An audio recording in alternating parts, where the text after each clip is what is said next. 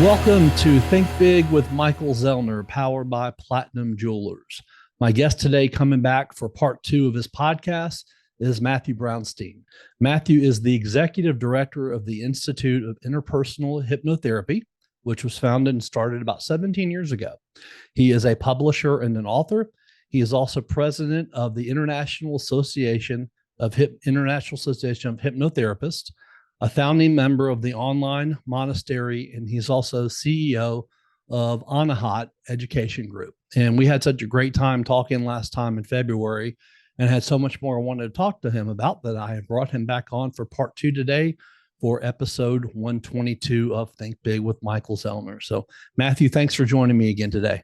Thank you, Michael. Good to be back with you again. I appreciate it so much. So I wanted to ask you, there's so much, especially since we've even talked, about technology and artificial intelligence is just now so humongously big, getting bigger and bigger and bigger. What do you think, and how do you think that technology can and will be used to enhance the practice of hypnotherapy in the future? Well, it's definitely helping us already. When I got into this in 1997, we didn't really even have the internet. I ran my practice for 10 years, just in my office, real people to people interaction. And even when we opened the school in 2007, we were still brick and mortars. Like, nope, we're doing hypnotherapy in person. But even around 2009, we started broadcasting our classes for those who wanted to stay home and watch for the theoretical side of things. And people found it to be great. So then, especially with COVID, we applied with the Department of Education to offer our training 100% online. And they said yes, and we did it, and it's been great. We still offer a portion in-house, but the majority of students now are opting for online. So as far as where it's going, it just tends to be the norm, especially since COVID and everybody's meeting people on Zoom. It just almost seems like the norm to meet on Zoom. Eventually, I was talking to one of my accreditation specialists yesterday, and he was talking about institutions, universities, colleges, going into virtual reality, right? And training people on how to fix, I think he was talking about how to fix CAT scans and to be able to do that. Wow. Just VR. He said, because you can't take those big machines apart. So they do it virtually. I think it's just the way to go. And I believe that anybody who's not, who's in the caregiving professions, like you asked about hypnotherapy, who's not willing to embrace that, could very well still help people, in the brick and mortars physical type of model. But so many people now are finding the online medium so powerful. And yeah, if she started putting chips in her head and helping us use hypnotherapy to get in that way, I would have resisted it years ago. But now I just think if that's where the demand is, if people wanted to stay at home and do online type of therapy, then yeah, we got to meet them where they're at. With artificial intelligence now, there's so many, chat, I think GPT, and there's so many different ones that you could just go on and type in any single question. And I've even gone on there and said, tell me about Think Big with Michael Zellner podcast. And it gave me in 2 seconds, it was like a whole paragraph about my podcast. I'm like, this is just amazing. There may be some people that think that they could just go in there and type in, no, how do I solve this for myself? Or how do I get better at this? And just reading something like that, you still need the attention and things that you do. You just can't go in and type and read an answer and think, oh, okay, well, now I'm going to be able to solve that problem. I think at this stage of AI, I would not rely on AI to resolve issues of the human heart. But in 10 years, I might be saying something totally different, just like when I started my hypnotherapy practice, saying, no way we would do or teach this online. No way a computer could heal somebody better than a well-trained, self-realized hypnotherapist. However, I could be wrong if I said, no, that'll never happen. But now, the current condition of things, people are still suffering. They are still in pain.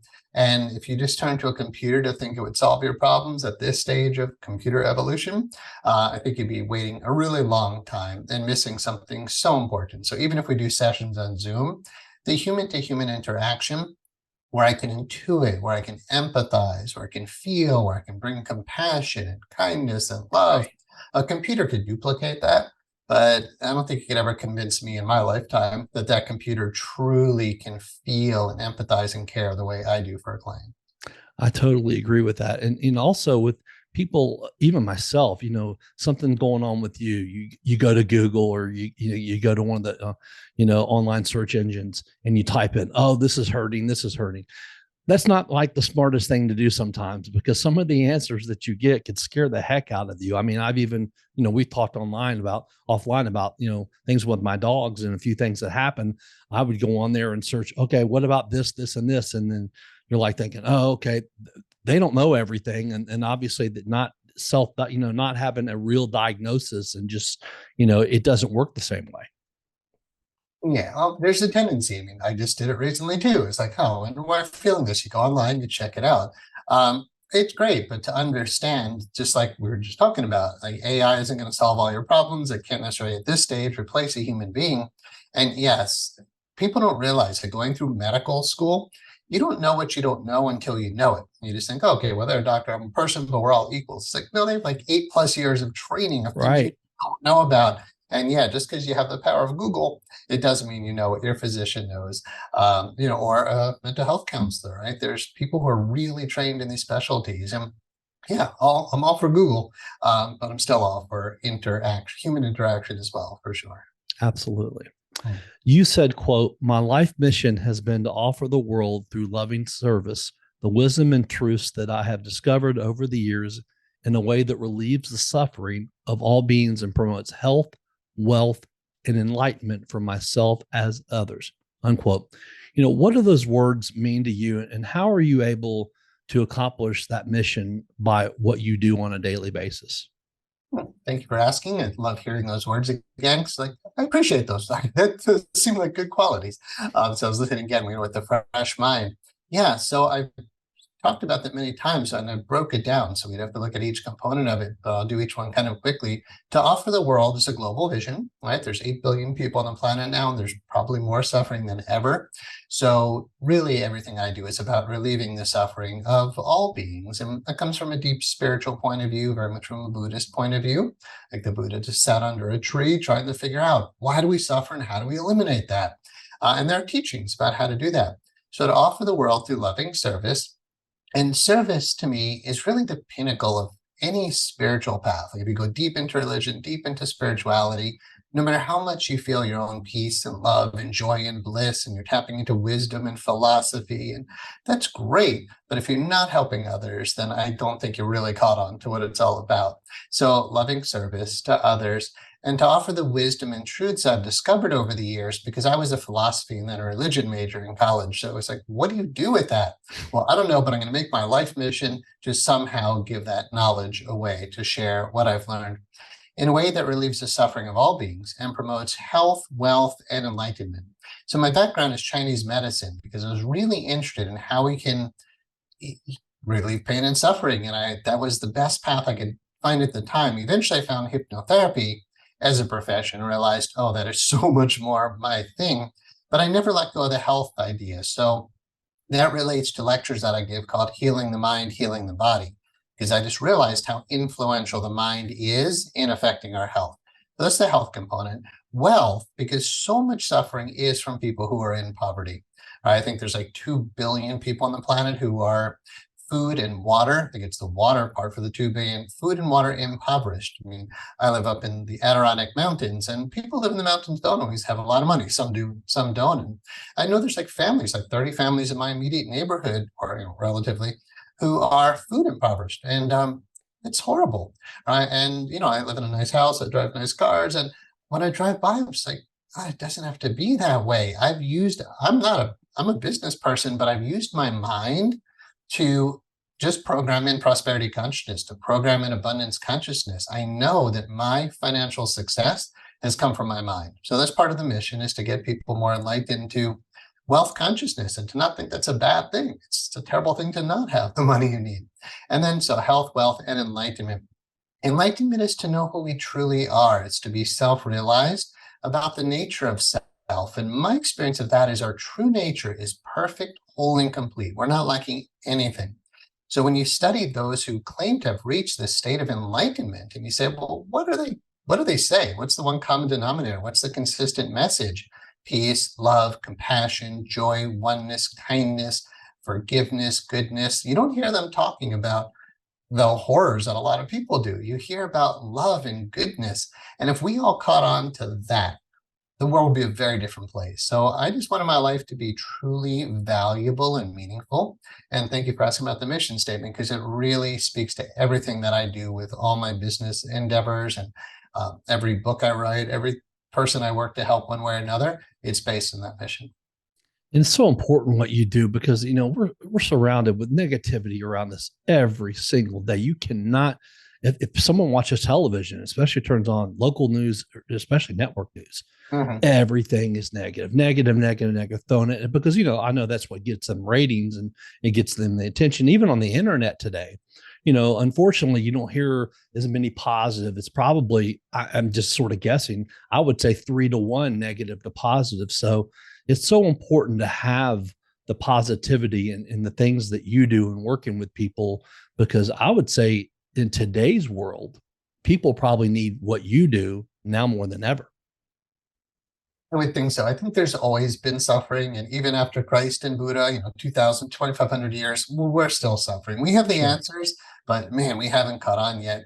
I had a student, we just started a new hypnotherapy training last in the night, and the student online, he had said something like, I never watch the news. It's just so negative. And honestly, I watch the news because I don't feel like we shouldn't know what's going on out there. Right. Sure. And yes, they're reporting what's negative, but that's because they're reporting a lot of what's happening. I mean, there's a lot of goodness that's happening, but I don't watch the news for the goodness. I meditate and, hang out with spiritual communities for the goodness. And, with my school and our staff and our students, there's plenty of goodness in my life. When I watch the news, I want to know what catastrophes are happening. I want to understand climate change. I want to understand politics. I want to know what's going on in the economy. Because if I just pretend it's all peachy and rosy and wonderful in my little bubble, I'm missing, for me personally, the global vision. Say, are people suffering now? Like, what's happening in Ukraine? What's happening right now with Korea, North Korea? It's like, I think it's important to know, but to me, it's not really about being positive. I appreciate you said that. It's like positive can go to negative, positive, negative. It's a pendulum. But in a deeper way of looking at it, perhaps, is transcending positive and negative in the sense that if I'm just being, I'm not positive or negative. I'm just being peace. I'm just being love. To me, love and peace are not just being positive. It's actually who I am. It's who you are. It's our essence. In that space, I don't suffer when I see all the negativity out there. I just feel deep compassion. So avoiding it because it triggers you and I don't want to see the negativity because it makes me feel so bad. My experience now, after all these years of doing this work, is I don't feel bad when I see it. I feel compassion, right? Which is not even quite sad. It's just like, oh my God, like I watch the news like 2 or 3 times a day to see what's going on. And I see the Sure. suffering, and it just opens my heart to more compassion, which motivates more service. I think if we avoid it in some way, we're being selfish. So yeah, it's a mess out there. What do they say about the bodhisattvas, those in Buddhism who have taken a vow to relieve all suffering? They say if the bodhisattvas, like who else is going to give water to those on fire? Right. Like if you find yourself in hell, build a temple, build an ashram, build a monastery, make a hospital. So I had a teacher, he once said, in case you haven't noticed, you're not on the angelic realm. Like Hmm. this earth is about as dense and as horrible as, like, it's beautiful. The planet's beautiful, but the human situation in many ways is hellish. And it's only those who are awakened enough to be able to relieve the suffering, that can see that they're suffering there and then to do something about it. So yeah, there's a lot of negativity, but there's definitely solutions to all of that. And the way you look at things, because a lot of the teachings and everything, your education, and you talked about your meditation and what you do on the side, it makes you look at all those things, like you said, with that compassion and with that empathy. But there are so many people out there that do not have, your training and do not know, and have not gotten the help maybe that they need, that look at it. And unfortunately, it makes them angry and it makes them upset and things like that. So there's a lot of people that could use, things that you do, to help them look at things in a different way with that compassion and with that empathy. Don't you think? Well, that's why I do what I do. I definitely think so. But you bring up anger as a response to any challenge that we might perceive. And I'm a Course in Miracles student and teacher. And the Course in Miracles, it has a manual for psychotherapy. And it says that one fundamental error that every patient walks into a therapy office with is the belief that anger brings him or her something that they want, and that by justifying attack, they're protecting themselves. To the extent they're willing to let that go, to that extent are they truly healed. I paraphrased a little there in gender, inclusive language. Yet the idea is the belief that anger brings you something that you want, right? So if I see, which I do, like I said, I watch the news, I know what's going on. When I see the atrocities and I don't want to sound judgmental here, but the stupidity of the way people are acting, like really like hurting other people, it's just stupid. Like, use gentler words, but it's like, what's wrong with you? Why would you hurt another person? I don't get it, but it's I might feel like bewilderment or like what's going on. But anger is not that I don't let myself feel anger, but I've really retrained my mind that anger is not an appropriate response, because the people who are hurting other people, they're expressing their anger, right? Nobody ended up in prison murdering someone out of love and compassion, right? Right. It was an act of anger. So if I get angry because they were angry doing that, I'm actually contributing to the problem, and I don't even realize I am the problem.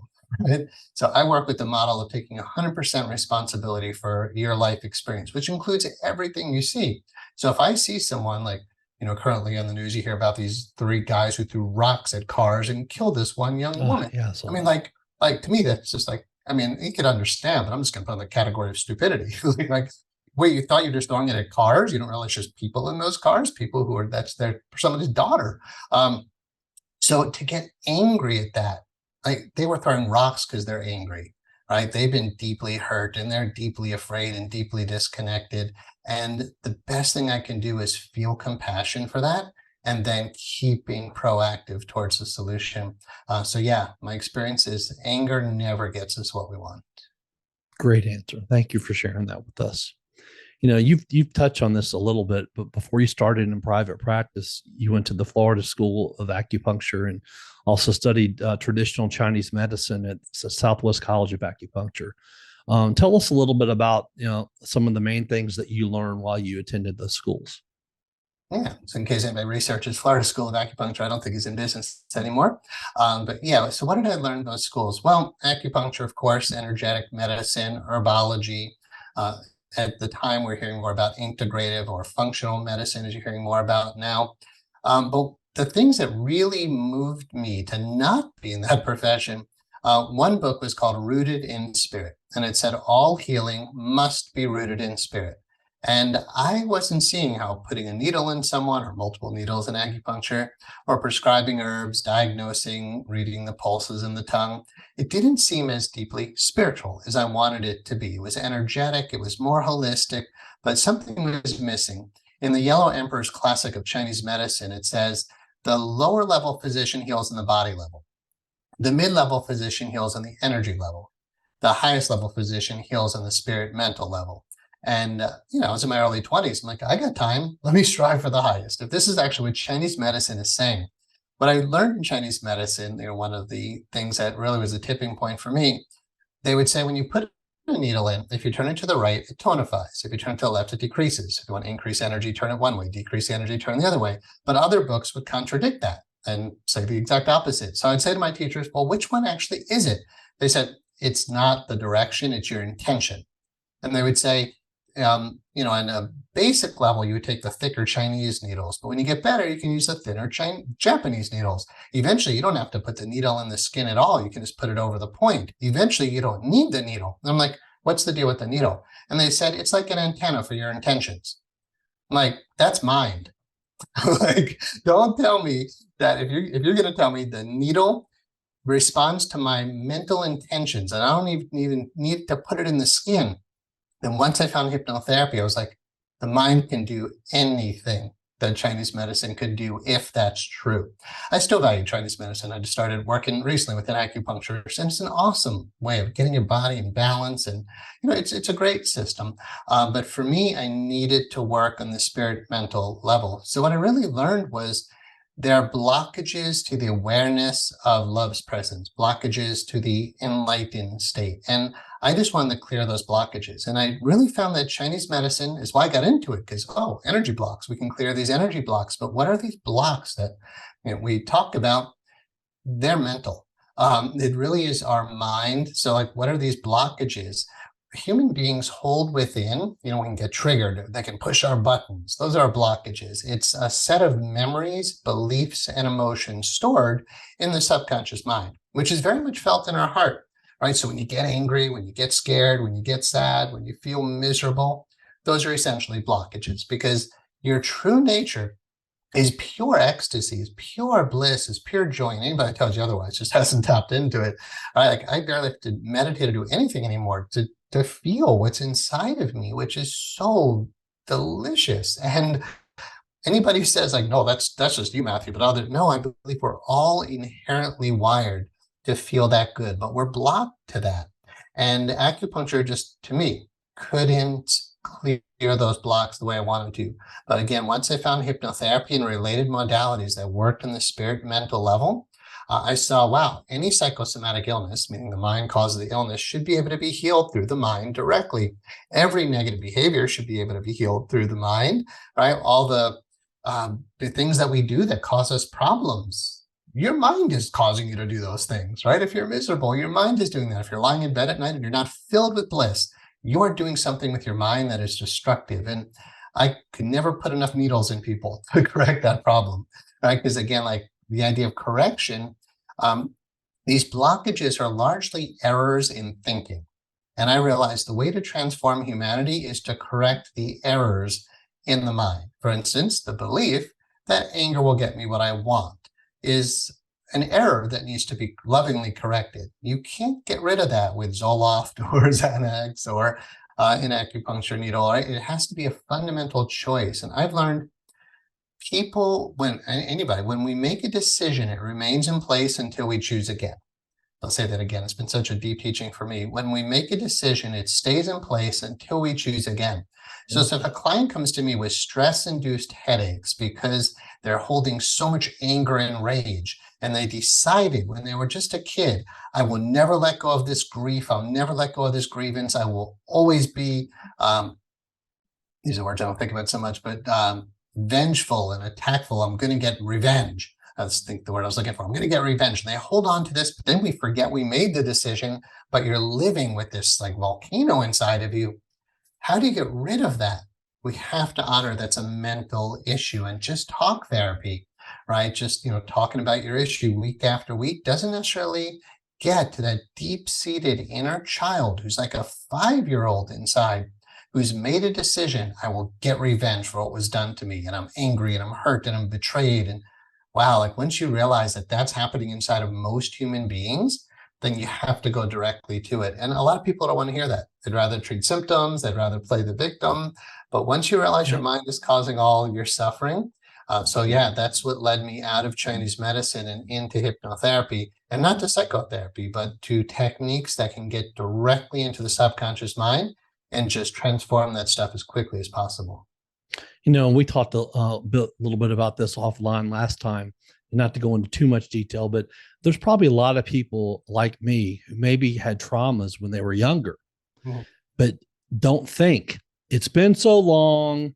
It's, I don't think that can get fixed. It's just been too long to fix it. That's not true, isn't it?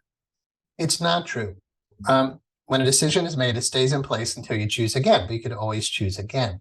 As a student of A Course in Miracles, and just a student of miracles, because again, I was a religion major and I was studying the great saints and sages. So I wanted to know, how do they perform miracles? Maybe some don't, maybe some are fake, but there's got to be one real miracle that's occurred in all of human history. I'm sure there's more than one. So what's the mechanism? How and why does it happen? A miracle is a mental shift, and it's instant. So I like to explain this based on a computer. So let's say your hard drive was programmed, let's say an old computer, and it was programmed 25, 30 years ago, however old the person is, but let's say 30 years ago, your computer was programmed to allow pop-ups. And every time you go to log on to the internet, there's all these pop-ups and ads showing. And you're like, it's been this way for 25 years. It can't be fixed. It's the 30 years I've been seeing pop-ups. It's just how it is. And then a computer specialist or a healer, somebody who's enlightened to how things really work, you just pull up your settings and go, look, click, and you never see it pop up again. And you would call that a miracle. You would praise that person as the wisest, holiest, most amazing person you've ever met. And they're like, man, I just took an hour computer class. I just learned the right thing I needed to know. Here's just a quick story in that there's this, I think it's a true story of a dam that was not working. And they called all these specialists, nobody could fix it. And they called the one guy who comes in, he puts a red X in one spot. And they go, he sends them the bill for $100,000. And they go, but that took you 2 minutes. And he said, okay, let me re-itemize the bill for you. 2 minutes, that cost $100. Knowing where to put the red X, that's what costs $99,000 whatever dollars. So it doesn't take a long time to have the right answer, the solution. I don't want to be overly religious with the word God here, but I'm going to say this loosely, just make it even say figuratively. God is not that cruel that the plan for salvation requires anything but a simple shift in the mind.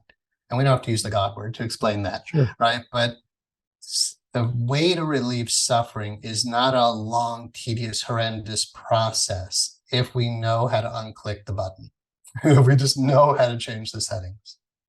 Interesting. Very interesting. Are you shopping for a new watch, an engagement ring, any kind of jewelry at all? What's up, Memphis? This is Jaren Jackson Jr. from the Grizzlies, encouraging you all to shop where I shop, Platinum Jewelers here in Memphis. Platinum Jewelers has a big selection of earrings, stockable rings, luxury watches, necklaces, bracelets, really whatever you need. 9387 Poplar next to Fresh Market in Germantown. So if you need anything jewelry related, go to my spot, Platinum Jewelers.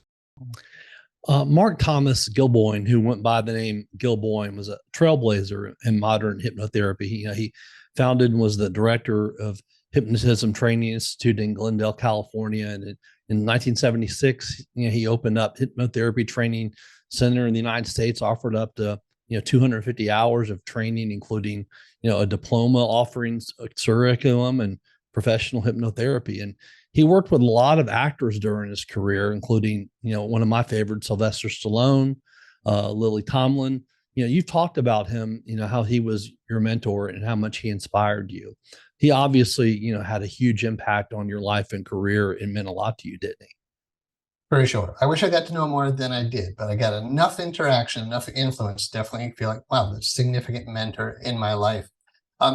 Gil's major theme, one of the major themes, was to raise the standards of hypnotherapy education. He helped to get the federal government to acknowledge hypnotherapy as a profession. He was one of the original founders of the Dictionary of Occupational Bureau of Labor Statistics definition of what is a hypnotherapist, and then to get school state license. So the Department of Education would acknowledge this as an actual profession.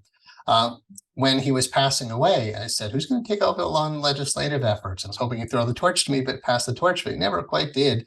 And then when he passed away, his organization was kind of crumbling for a while. And I said, we offer not 250 anymore. We're offering well over 500 hours of training. We're absolutely requiring our schools to be state licensed. I heard some, there was a whole bunch that weren't. And then we were doing a lot of law and legislative work to protect our profession. So I ended up founding the International Association of Interpersonal Hypnotherapists, which was a leap to step out from under my mentor's wings, to stand on the shoulders of a giant and to just say, okay, if that's what the past generation did, thank you. Tremendous respect. But at the same time, let's go further. Some people feel that they're like in a deep subconscious level, they shouldn't go beyond their parents or they shouldn't go beyond their mentors. But if we all kept thinking that way, we would be digressing and, de-evolving back into tadpoles. Right? So we have to go beyond the generations before us. So Gilboyne led a wonderful movement to make hypnotherapy what it was, like through the 80s and 90s. But then, a lot of us took over, but I really don't even look at much of the competition or whoever's out there in the field of hypnotherapy. I actually just told somebody, one of our quote competitors recently said, oh yeah, I know Matthew, but he really won't talk to me. He's kind of like an island unto himself. And, I let spirit move me, and I just follow the biggest vision that I can hold on to, and I don't really care what anybody else is doing. So Gilboyne was a major influence in my life, and now I just keep treading forward with the momentum that he put forth. And I hope other people are also helping our profession. I just know I'm laser focused on that vision because it is so valuable for helping the world. What's been the most rewarding part of your experience as president of the International Association of Interpersonal Hypnotherapists so far? So the association certifies our graduates. So I'd have to say the most rewarding thing are graduate testimonials, and I get those almost every day. Usually, I guess the owner of the company usually hear the problems because the staff deals with Sure. everything else, and but it's when a student graduates and tells me, "You've changed my whole life." I know and when they start seeing clients and they tell me how rewarding it is. So I used to be able to see at most 25 clients per week. At some point, when I pushed to 30, I almost ended up in the hospital. That's 60 hours a week. But I just want to heal and heal and heal and help people. And that was very rewarding. But once I opened the school, like you said, now it's been going on for about 17 years. We just started class number 57, the 57th class that we're taking through the training. There have been over 1,000 people who have been through this school. My Sure. goal is to be able to measure that I can't measure it yet, but we have 1,000 graduates. I want to be able to measure that 1,000 graduates see 15 clients per week or more. That's 15,000 hypnotherapy sessions, or you could say healings, that are occurring every week. That's the most rewarding thing. I know, not that like my ego needs this, but I'm leaving a legacy. One of my instructors, she was saying, Matthew doesn't just have a mission, he's created a movement. I didn't plan to create a movement. I mean, what's a movement? But to know that there's that many people right now, as we're talking, I know I have graduates right now that are healing people's minds, and I could go take a nap this afternoon, and I'll still know that there's people, and when I pass away, leave this body, whatever happens next, I'll Right. know that there are thousands of people helping thousands and thousands of other people because of my life's work. So that's the most rewarding thing for sure. Mission statement, quote, Anahat Education Group, Inc. is devoted to a synthesis of compassionate service with high educational standards that align with high ethical principles of integrity, social outreach, and community service. AEG strives to foster individual and group excellence through providing leadership, direction, vision, and purpose for all our personal, interpersonal, and business relations, unquote. Anahat also, makes monthly donations, to the American Red Cross, Habitat for Humanity, Salvation Army. Tell us a little bit more about the group and the work in coordination with, the Institute of Interpersonal Hypnotherapy and and the International Association of Interpersonal Hypnotherapists too. How does it all work sort of together? Yeah, thanks for being such a good interviewer and going so deep into our mission. Thanks. So yes, when I woke up spiritually in 1992, I was 19 years old, and I was just searching for how do I tap into that again? How do I share that with others? Eventually, long story short, in 1996, I had a profound set of meditations come to me, which I teach at onlinemonastery.com, totally for free, because it's priceless. So I can't charge for it. I just want to give it away. But those teachings became known as the Anahat teachings. Anahat is a Sanskrit word for the heart, or you could say the heart chakra, for those who know what that is. But basically like the energy of the heart, which is essentially rooted in love. So when I started my hypnotherapy practice in 1997 in Massachusetts, I called the place Anahat Meditation Center, where I was teaching those meditation teachings and doing my private hypnotherapy practice. As we grew, and eventually after 10 years of doing hypnotherapy, I opened the school. It was called the Florida Institute of Hypnotherapy, now the Institute of Interpersonal Hypnotherapy. We had moved to the top of one of the downtown Tampa skyscrapers, and it just felt like, wow, this is corporate. I'm surrounded by lawyers and all these people in suits, and it was fun. It was cool to work in that environment. Me being like deeply spiritual, I'm surrounded by all these accountants and attorneys and whatnot. So the meditation center in a building like that didn't make sense. So I changed the corporate name to Anahat Education Group. And then I just, we founded the mission statement at that time to create more leaders, to have the idea in there is individual and group excellence, so that everybody who's part of the team utilizes all the teachings that are part of this deeper movement of like the meditation system and life mastery work and A Course in Miracles to become exceptional human beings, so that each individual is self-realized and that the group of us is working together in only loving and harmonious ways. Anybody who comes on my team and starts to see how we interact, I had a staff member yesterday. She was just getting a bit frustrated. And I'm like, I hear that you're emotional about it. It's okay. She's like, I'm not emotional. I'm just being logical. I'm like, that's okay. And then towards the end, when she softened, I'm like, just remember, only loving and harmonious. Like that's how we work, loving and harmonious. So the essence of Anahat Education Group, it's just running a business that's rooted in deep spiritual principles. And no matter where you look, like in our school's logos, you see the sacred geometry in the philanthropy work that we do and the conferences that we lead. It's just all based on simple spiritual principles. And I was telling the class we just started the other night, I said, you're gonna learn hypnosis. Don't just program in behavior change and the basic things. So I said, program in deep principles. Program your subconscious mind to live from integrity. So that's some of the words in that mission statement, right? Integrity and compassion and service and philanthropy. When you program yourself to be that, the universe takes care of the details, right? You just want to be like the essence of goodness, and then everything else unfolds from that. So that to me is what Anahat Education Group is about. No, we've touched on this a little bit, both on air and off air about, people that have, deep impacted, patterns of behavior, emotional issues, mental health issues.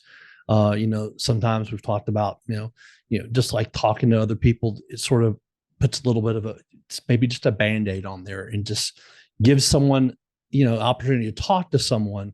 But when that 30 minutes or when that hour's up, they're back in the real world again. And they're having to face those issues that, they maybe feel like that they're not really comfortable at facing. And, I know that I've been on and off, medicines, for depression my entire life. And I remember one of my psychologists telling me, and I might have mentioned this to you last time, that, you can beat any pill. You're stronger than that pill. So just because you're taking an antidepressant that's supposed to work on something specific, it doesn't mean it's going to work, because if you don't want it to work, it's not going to work.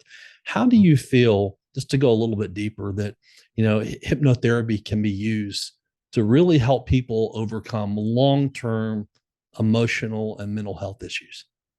Yeah, for sure. So the first thing is not to just drop working with a doctor or a psychologist, and usually to work in coordination. Like if I'm going to work with somebody who's on medication like you would, I would definitely say I need a referral from your psychotherapist, and I work in coordination with that person to be sure we're doing it safely. So that's the first thing, is the disclaimer of professional ethics and working responsibly. With that said, the two big mistakes that I hear, in that approach, is number one, the diagnosis. You are depressed. You have a thing called depression. There's no thing called depression. There's a set of signs and symptoms, but symptoms don't cause themselves. There's a cause to symptoms. And if you just medicate symptoms, so the one problem is the diagnosis. The second problem is the medication. Now, I'm not against the medication. I've had people have said, like, Matthew, I got my daughter back after, like, I had a colleague whose daughter was like bipolar. And she said it wasn't until she got on medication that she got back to balance. And my colleague said, I have my daughter back. Like, the medication helped to get her back to balance. So that's great temporarily. In A Course in Miracles, it explains that there's a difference between magic principles and miracle principles. Magic is when we use an external substance to try to feel better, right? And it says it's not that you shouldn't do that. You can use a combination of magic and miracles. But if you're not doing miracles at all, then you're only in the realm of magic or biochemical solutions. And when they say, oh, you just have a chemical imbalance. Well, sure. But first of all, they probably didn't measure your brain chemistry when they said that, right? So that was just, honestly, usually, I want to be respectful, but it's the words in my head, a lame diagnosis, right? Because you probably weren't even truly tested for what the chemical imbalance is. But they say, oh, it's just a chemical imbalance. Here's the medication. But in that short period of time that they assess that, which may have been, a few hours or something, what about the rest of you? What about your memories? What about your negative beliefs about yourself? What about low self-esteem? What about negative emotions? Like, what's underneath the signs and symptoms of depression? Why is the brain out of balance? When you get into the subjective human heart, not like the physical human heart, but your own internal experience, you're not okay. You're sad. It's not just that you're depressed and you don't have depression. You have hurt. you have sadness, you have fear, you have anger, you have guilt. Just take those emotions alone. Sadness, hurt, fear, anger, and guilt. Keep that bottled up for 30, 40 years. Of course, you're going to have some imbalance in your biochemistry. And if they just label that presentation of a hurt, wounded person and say, oh, you're just depressed, here's the medication. I agree. You could override that medication because you're really powerful, Yeah, right? But right. underneath all those negative beliefs and emotions, all the negative emotions are a set of beliefs. And those beliefs would be something like this. I'm worthless. I'm not good enough. I'm stupid. I'm bad. I'm ugly. I'm disgusting. I'm gross. I'm pathetic. Nobody loves me. I'm bad. I'm trapped. I'm powerless. I'm helpless. I'm hopeless. Most people hearing those words can resonate with that, can relate to that. You can't just medicate that away, right? If you believe that you're stupid and that's making you sad and you hold that for 20, 30 years and you're getting depressed, you don't have depression. You have a false belief that you're not intelligent, right? And how quickly can I shift that belief? Right? A belief is mental. A belief is in the mind. And if you see that at the core of depression is a set of wrong ideas, limiting belief systems that the individual holds. In the collective, humanity tends to hold this, but when you work with an individual, you have to say, it's really just like this. Finish the sentence. I feel so depressed because I feel like I am lonely, alone. Just look at that one belief. Are you really alone? If you believe you are, you're going to be sad, right? The belief will cause a negative emotion. And then if you hold the sadness enough, yeah, you're going to feel depressed. But if you don't question the core belief of I'm alone, I'm bad, I'm stupid, I'm unlovable, I'm not good enough, if nobody addresses that, nobody's done healing at all, right? They've just done diagnosis, which is really just judgment. They've medicated, which is really just magic principles. And they've told you have something which doesn't even exist. There's no thing called depression, right? A human being isn't a noun. You're a verb. You're an action, right? You're a biochemical process, on the physical level. You're a biochemical process that's constantly in action. And when that biochemical process called a human gets out of balance, not in homeostasis anymore, you could label that, but you don't have something, right? You could have a tumor, but you don't have depression. So what is this thing you have? You have a mind that isn't properly trained, that needs correction and needs loving correction. And honestly, deep down, needs to learn to truly forgive and let go. Because I can guarantee under the depression is a lot of anger. And yeah, without forgiveness applied to it. So there's I don't know all the chemical medications, but there's going to be like Xanax or whatever. And then there's forgiveness. Xanax is in the realm of magic. Forgiveness is in the realm of miracles. It's good to start getting more of the miracle mindedness in there. And then the medications become less and less important. And eventually the diagnosis drops away. That's possible for virtually any human being. Some people, I don't want to say are beyond, like you said, they don't necessarily want to heal. Right. Right. So that person has to truly have, honestly, it's unfortunate, but to get to the point where they're ready to work with somebody like me, you have to have suffered enough. It just has to get to the point of, well, first of all, the diagnosis of medication didn't really do it. And even if it made something feel better, it didn't help to heal the whole. It didn't, in neurolinguistic program, we call it an ecology check, where we look at all aspects of your life. I work to guide people to self-actualization, which is essentially every category of your life is awesome. If you're not there, you're going to be depressed to some degree. Right? But when everything, your spiritual, mental, emotional health, physical health, career and finances, relationships, your home, your transportation, your free time and recreation, your travel and vacation, and your education, when those 10 categories are thriving, you don't hear people saying they're depressed and they don't turn to medications. So we have a conference coming up called Redefining Facilitation. And the subtitle is Embracing a Path of Healing and Enlightenment. You don't go to a doctor asking to be enlightened. You don't go to a psychotherapist asking to be enlightened, and they don't move you in that direction. Therefore, where are they moving you? If we don't move people to enlightenment, where are we moving them?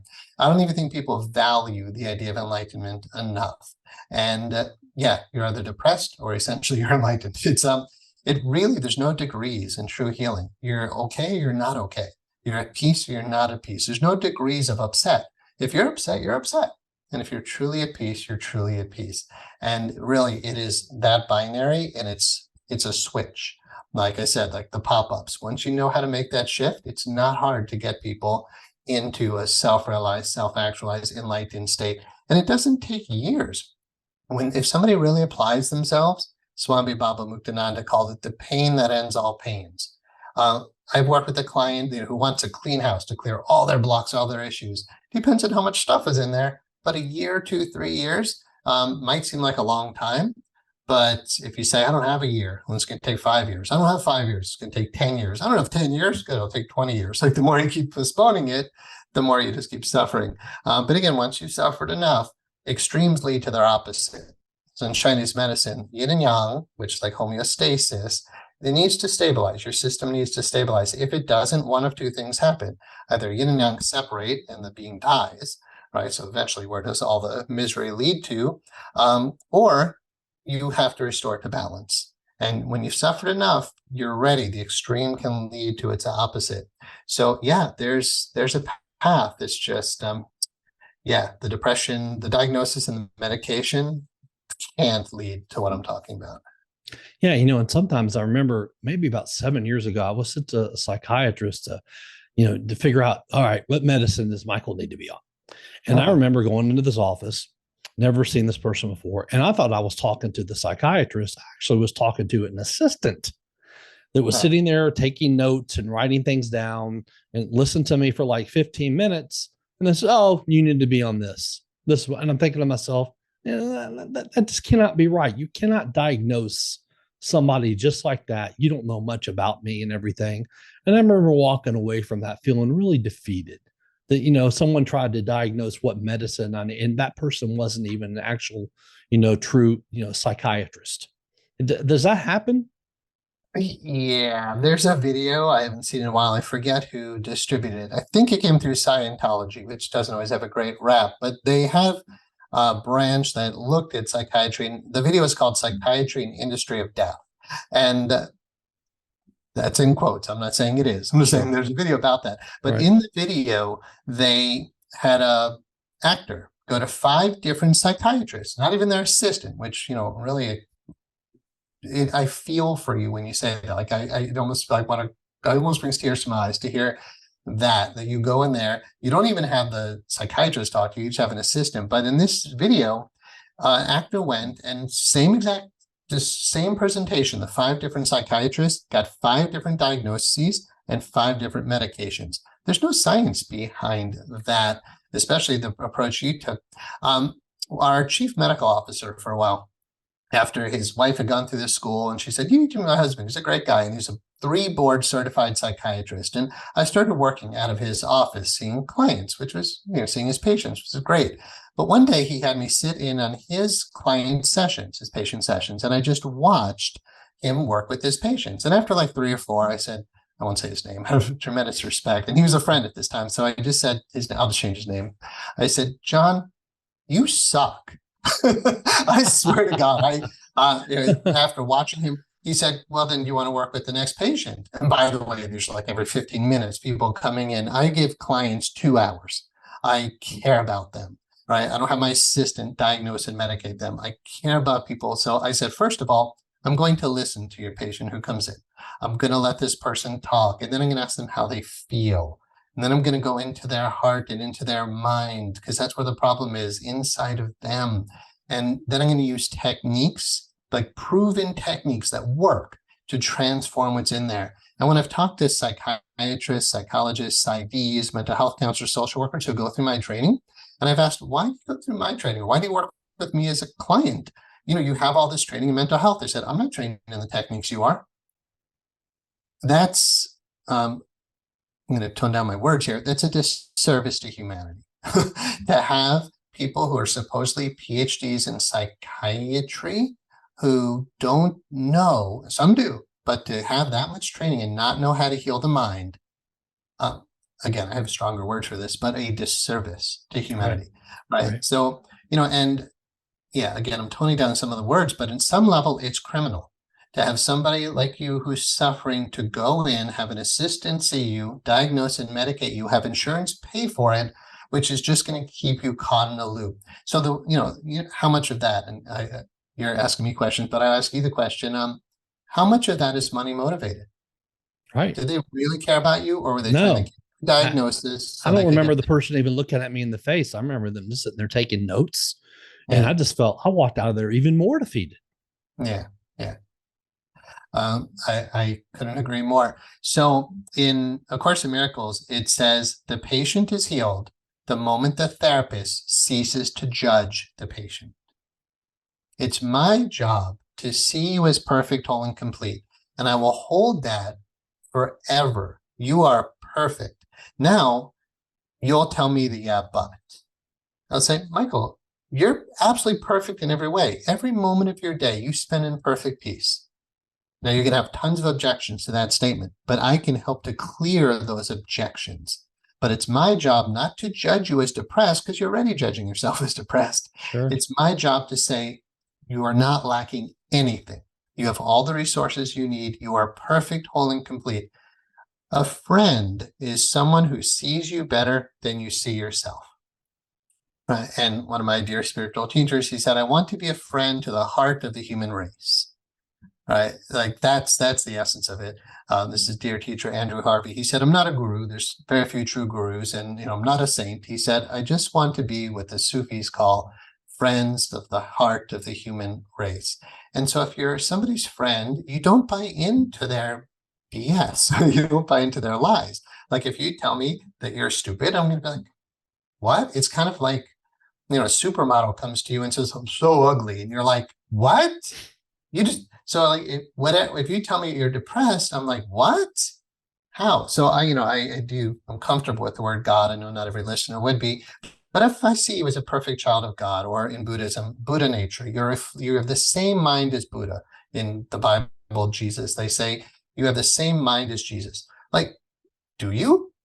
It's my job to hold the space that you do, that you are perfect, whole, and complete, lacking nothing. But that'll cause every objection inside to come to consciousness. So the closer you get to the light, the more you see your shadow. Right? And if I hold a space of light, you are pure light and love. You'll tell me why you're not. But those are errors that can be corrected, not sins to be punished, not illnesses to be medicated, errors to be lovingly corrected. Again, I believe there really are, I don't even believe, I'm convinced there are solutions to all this suffering, but it's just really lack of proper training, really. You can get 8 years of improper training. Like people say, oh, but I've been doing it for 10 years. Lots of people eat for 8 to 10 years, but they don't know how to do it right. It doesn't matter how long you've done something poorly. And I'm not saying all psychiatrists do their job poorly, but the ones you're talking about that don't even see you personally and just diagnose and medicate you so they can get paid. Yeah. It's not proper training. Even if the insurance agencies and the government says, oh, no, these are the ones who we say are qualified. You're qualified when you treat people with respect, right? When you see them better than they see themselves. Matthew, I mentioned earlier, you're an author and a publisher. I believe you've written 5 books so far. If that's right. You founded Silent Light Publishers in 2005. Your first book was Interpersonal Hypnotherapy, Honoring the Sacred and Transformational Relationships. All your books are available on Amazon. You've been able to reach people because of your books, and now obviously even now more in the last few years with Zoom, all over the world. I'm sure you've influenced so many people in such a positive way for them and changed so many lives. What you're doing, your books, your Zoom, your training, everything that you've done, it just must really feel really good inside, knowing that you're able to help so many people and even people that are not even come to you personally. It does feel good. And at the same time as we're talking, there's a part of me that feels this deep compassion, which is, again, almost like tears about Mother Teresa. She was asked by a reporter, don't you just want to cry and cry and cry with all the suffering you see? She said, sir, if you think I have time to cry, you are out of your mind. But I can say, yes, it feels good to know that my life's mission is unfolding and helping people. We have a student who just enrolled from Slovenia and another one from Alaska in this current class. Cool. There's people enrolling from New York and Utah and California. And I just met all these new students the other night. And it's incredible to know, but you can't really know. Like my books are sold on Amazon. I don't even know how much money I make. They're just like, it's, it's a small portion of my income. So the money just ends up in my account. And so it's like, it's not about the money. And I don't even know who's reading the books and how much they're influenced. I know enough. Like in A Course in Miracles, it says the effects of the miracle are not always observable. So I don't know how big your audience is. I don't know if anybody will hear this recording. I like to live with the idea of being non-attached to the fruits of your actions. Teaching from the Bhagavad Gita in Hinduism, don't be attached to the fruits of your actions. Just do your mission with your whole heart in it and don't even look up. Just keep going. Because if you really stopped and saw why someone like me does what I do, it's because there's so much suffering, and it really would just drive you to tears if you really stopped and looked. But I don't have time to stop and look. Like, if you think I have time to cry, you're out of your mind, said Mother Teresa. Right? So, yeah, I feel grateful to be doing this mission, but I have to say it's really moved from an unbearable compassion of just like when I was a kid. I was 10 years old, I think, and we were driving. It was right after Christmas, and I saw the Christmas trees that weren't bought, and they were just lying there dying. And I was crying. So I have to admit, as a guy, I'm a very sensitive soul. And there's so many times where I've just seen suffering. I remember some kids were trying to run over a frog with a lawnmower. And I went and rescued and saved the frog. And they had actually nipped it with the lawnmower blade. And I was devastated because like when you're spiritually aware, you feel oneness. You feel oneness with everything and everyone. And we're all the same self. So if my left hand is left out to die, if my left hand is being chopped off by a lawnmower blade, my right hand is going to be affected by it. Right? Like it's part of the same whole. And my spiritual awakening, one of the aspects of that was, there's love, there's peace, there's joy, there's bliss, but there's oneness. And at a certain place of spiritual growth, I've realized when you realize you're one with everything and you see how much suffering there is. I remember my early stages of doing yoga and meditation. I was teaching somebody yoga. And in the early days, I was really like a bliss bunny. I was just rolling on the floor in ecstasy. There's so much light and love. And, it gets more mature. It's held deep inside now. But I was, in my early 20s, I was just lying on the floor in ecstasy after doing some yoga. And my friend looked at me and he said, "Lucky you, I'm such a loser." And I swear, I said, I was looking at God. I wrote in my journal that night, I was looking at God telling me he was a loser. It was like, when you see that everybody is this divine, sacred being. So you mentioned my book, Interpersonal Hypnotherapy, honoring the sacred in transformational relationships. So if I'm whole and complete and I am experiencing everything everybody would want to experience, love, light, peace, joy, bliss, oneness, wealth, prosperity, happiness, to see somebody not feeling that, it's just pure compassion. There's no other word for it. So yeah, I really don't know how many people are influenced, how many people read my books. I don't think I'll ever know. Maybe after this life, maybe. But all I know is they're suffering, so I'm going to keep being of service. And when you brought up that frog, it brought back a memory of mine, because I'm a very emotional person too. And I'd rather be the way I am than be the complete opposite. And, maybe I get hurt more that way, but I'm fine with that in the sense that because I care. It's 16 years old after losing a tennis match, driving fast home down the street, and maybe starting to get dark. And I remember running over a squirrel.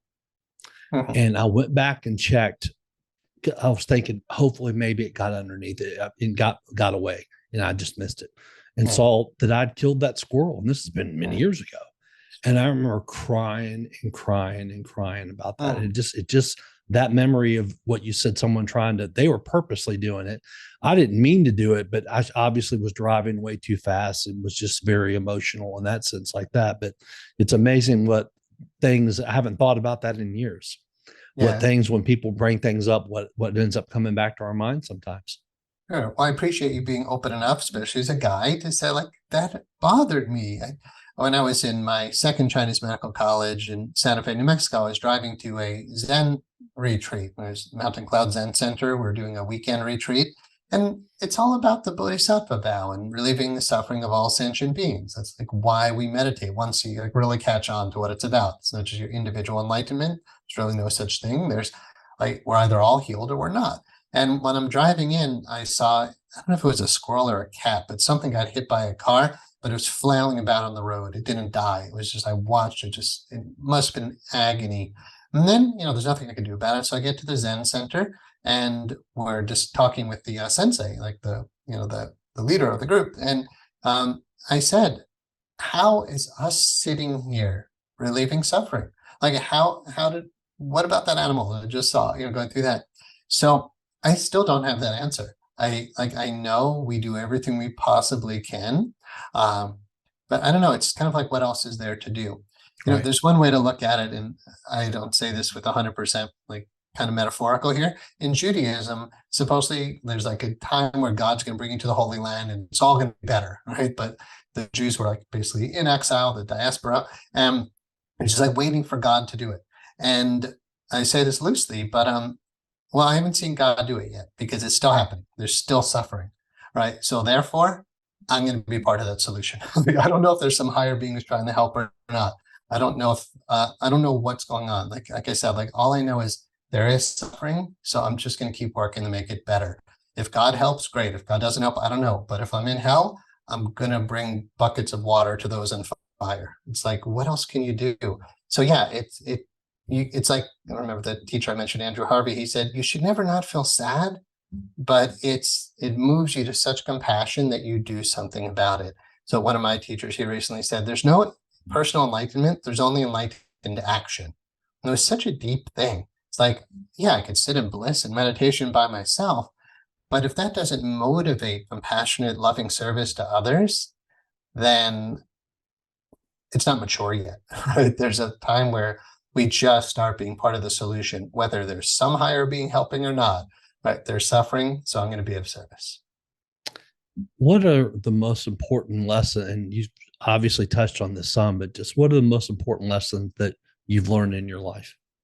The one that comes to mind, although there's lots, but I'll just take the first one that popped up.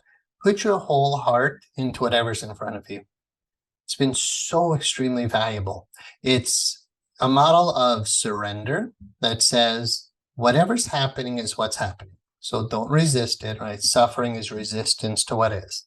So if you look at that, because I'm so moved as I'm talking to you to talk about suffering and how to relieve it, if suffering is resistance to what is, one of the solutions to get over suffering is put your whole heart into whatever's in front of you. You'll be better at everything you do. Put your whole heart into being a parent. Put your whole heart into caring for your animals. Put your whole heart into your podcast. Put your whole heart into your career. When you're driving, put your whole heart into driving so you're not distracted. So in Zen, there's a story about asking a master, what's the essence of Zen practice? He says, attention. And the student's like, what kind of answer is that? Can you give me another answer? He says, attention, attention. And he goes, well, what kind of answer is that? He's like, you want another? Okay. Attention, attention, attention. That if you study all the meditative teachings, it really comes down to some level of concentration, right? If you think about meditation, and when you get to like mindfulness, well, what is that? It's about putting my attention on what's happening. And in Zen practice, the deepest state you can get to, as I understand it, is called shikantaza, which means just sitting. You're just totally present. You put your whole heart into this moment. So, and we can't do that teaching without honoring this moment. So just putting our whole heart right into this present moment. So like anybody's listening, or you and me right now, when you're just fully here, there's no past and no future, and you're at peace. Attention in the moment, your whole heart in the moment. It's the essence of Zen practice, the essence of meditation. And yeah, if you're a caregiver, if you're a doctor, if you're a nurse, put your whole heart into that moment. And to me, that's a way it's like the epitome, the essence of all spiritual teaching. Just be fully present. So, what do they say in spiritual traditions? Just be here now. To me, that's like the deepest teaching, and it's the simplest. And it's why healing is simple. It's why truth is simple. Right? We're all so complex, but if you could just be in the present moment, you realize you're perfectly fine. I have a friend of mine who is a mindfulness trainer and a mental health trainer here in Memphis. His name is Greg Graber, and he's mentioned some of those things you said. He said about it's so important to be here in the now and living in the present. It makes such a difference. And he meditates and does that thing. So he works with coaches and athletes all across the nation, University of Memphis basketball team, other people. But several of the things that you've said has resonated with me that he's mentioned, that are just great, that have really helped him, help the athletes and people he's worked with. So I can just imagine at the level where you are, with all the people that you work with and that your team works with, what it's done for everybody. Again, I don't know all the details, but I do know that teaching is so valuable. I have a family member who's seeing a psychotherapist for years, and I think that psychotherapist finally became a meditation therapist, learned meditation, and then my family member was saying, that's the best thing that happened to me after all the years of talk therapy. It's when this therapist finally started teaching me meditation. And now actually this family member who I always thought was quite brilliant, like, why isn't this person getting into the stuff that I'm into? And then finally, now she's coming around and she's gone through meditation training, and now she's teaching others meditation. And if you say, like, Buddha left supposedly, as the story goes, he left a kingdom. He was a prince. He could have been a king. He had a beautiful wife and a child, and he left all of that, which is debatable if that's even a great thing to do, to leave your wife and kid. Right. But the story is he was so determined to find out, why is there pain, suffering, sickness, old age, and death? And how do we eliminate the suffering involved in that? And eventually the whole path led to sitting still under a tree. It wasn't creating new medicines. It wasn't creating the new AI system. Not that they had that then, but he realized after 7 years of searching for the answer to relieve suffering, he just decided, I'm just going to keep sitting here under this tree. And he got to a place of being so present, and he stopped resisting everything. He's like, I'm not going to try to leave my body. I'm not going to try to destroy my body. I'm just going to sit here. I'm just going to sit. I'm just going to sit. And that's when he reached enlightenment. That's when he discovered his true nature is Buddha nature. His name wasn't Buddha, but when they said to him, what happened? Siddhartha Gautama, what happened to you? He said, I woke up. And what did he do? He said, I think they said it was the star Venus, the planet Venus. He said he saw the morning star and he woke up. He just literally looked up for meditation. He saw a star. It was a planet. And he woke up to what? To the present moment. And his first teaching wasn't necessarily just the Four Noble Truths they talk about. It was teaching children how to eat a tangerine mindfully. Like, when you look into what happened after that, he didn't just immediately go. He had to eat food after, that experience. Like, what happened next? There was a young girl who would bring, and kids who would bring him food while he was sitting there. And he taught them how to eat a tangerine mindfully. And that was the essence of how to relieve suffering, from somebody who dedicated his whole life to do it. So yeah, when, like you say, what's a piece of wisdom I would have? The first thing that came up was put your whole heart into what's in front of you. And when I think about what is the story of Buddha, can you eat a tangerine one little section at a time and be totally present to it? Buddha said, when you are present to the tangerine is present to you. You are real, the tangerine is real. But what's implied in that from the deep meditative teachings is an intense one-pointed concentration, without even trying really, on the tangerine. You're just fully there. And again, if you're totally in the moment, there's no past, because you make up the past in your mind. If you're fully here, you have no past. And if you're fully here, you have no future. So there's nothing to be afraid of. When you're totally in the moment, you're at peace, you're kind, you're loving, you're compassionate. All the answers are right there. It's so remarkably simple, but the ego is so complex that, I don't know. We work with the model called pacing and leading. It's like, honor someone's reality, but we lead them towards peace and love and kindness. And yeah, that's just the present moment. How can people find you online, follow your work? Because it seems to me, you work with therapists, you work with doctors, you work with business people, you work with just regular people. How can people get a hold of you and if they're interested in working with you? Yeah, our main website is instituteofhypnotherapy.com. That's quite easy. Instituteofhypnotherapy.com. Our association for conferences, CEU courses, continuing education, that's interpersonalhypnotherapy.com. And then to go into the deep meditative teachings I offer at Online Monastery, you can just go to onlinemonastery.com. Awesome. I'm so glad that we hooked up on LinkedIn and had you come on this podcast. I knew that, like I told you, there was so much talk about the first time. I said, there's no way I could get all this in within an hour. The first time I knew it would take at least another hour. So I'm really excited. I got a lot of great response from several people the first time you came on in February, and I'm sure going to get the same response this time. So thank you so much for coming back on today. I really appreciate it. Thanks, Michael. It's my pleasure. I appreciate you as an interviewer, and thank you so much. My pleasure. Once again, I'd like to thank my sponsor for the show, Platinum Jewelers. Platinum Jewelers is located in Germantown, Tennessee on Poplar Avenue. So go check them out. They're awesome. Thank you so much again, Matthew. Have an awesome day. Thank you, Mike.